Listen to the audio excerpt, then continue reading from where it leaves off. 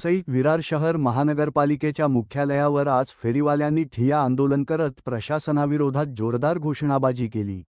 पालिकेकडून हातगाड्यांवर वारंवार होत असलेल्या तोडक कारवाईच्या निषेधार्थ हे आंदोलन करण्यात आले।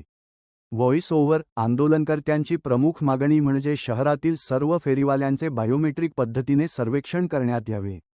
सर्वेक्षण पूर्ण झाल्यास पात्र फेरीवाल्यांना कायदेशीर संरक्षण मिळेल आणि विनाकारण होणाऱ्या कारवाईला आळा बसेल, असे आंदोलनकर्त्यांचे म्हणणे आहे।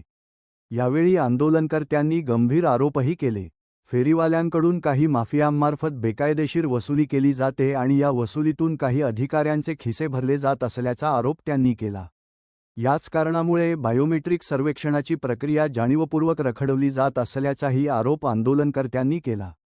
आंदोलनादरम्यान शेरू वाघ यांनी प्रशासनाने तातडीने बायोमेट्रिक सर्वेक्षण सुरू करून फेरीवाल्यांना न्याय द्यावा, अशी मागणी केली। मागण्या मान्य न झाल्यास आंदोलन अधिक तीव्र करण्याचा इशाराही त्यांनी दिला। या आंदोलनाबाबत महापालिका प्रशासनाची भूमिका काय असणार आणि फेरीवाल्यांच्या मागण्यांवर काय निर्णय होणार, याकडे आता सर्वांचे लक्ष लागले आहे। कसा टेकवायचा, कुठे टेकवायचा हे सुद्धा आम्हाला माहित नाही। मात्र इथे डिग्री डिप्लोमा करून सुद्धा बसलेली लोकांना आमच्या प्रश्नाची उत्तरे देता येत नाहीत। ही लोक एक एक तास पानं वाचायला घालवतात। आम्ही रात्री 3 वाजेपर्यंत जागरण करून पूर्णपणे GR वाचून घेतला। आमची मुख्य मागणी आहे की फेरीवाल्यांचा सर्वे झाला पाहिजे, ऑनलाईन सिस्टीम केली पाहिजे। जिथपर्यंत या सगळ्या मागण्या मान्य होत नाहीत तिथपर्यंत आंदोलन थांबणार नाही। या ठिकाणी बेमुदत आंदोलन चालेल। कुठेतरी या बायोमेट्रिक होण्यामागे न होण्यामागे अधिकारीच कुठेतरी सामील आहेत। अधिकाऱ्यांना याच्यातनं मलाही भेटते आणि त्याच्याकरता ही लोक त्याच्यावर सहानुभूती दाखवतायत। कॉन्ट्रॅक्टदार जर कमावतोय हे अधिकाऱ्यांना सुद्धा माहीत आहे आणि त्याच्यामुळे ती लोक हे सगळं करत नाहीत। पण आमची मागणी आहे की फेरीवाल्यांच्याकडनं जी लूट होते त्या लुटेमधून ठेकेदार, कॉन्ट्रॅक्टदार, दलाल आणि या लोकांचे जे घशात जात आहेत त्यांच्या घशात न जाता महापालिकेच्या खिशात गेले तर चालतील। आणि त्याच्यासाठी आमची मागणी की बायोमेट्रिक झाली पाहिजे। किती वाजेपर्यंत आहे? जिथपर्यंत प्रश्न सुटत नाही तिथपर्यंत।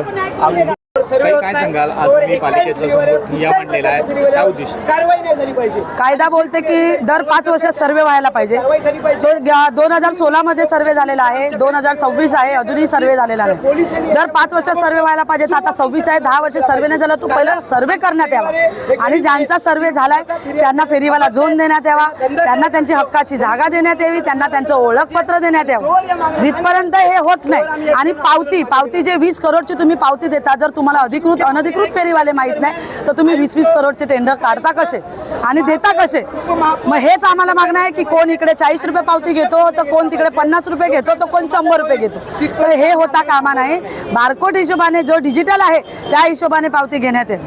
काही फेरीवाल्यांकडून 500 रुपये पावती घेतली जाते, कसं बघताय?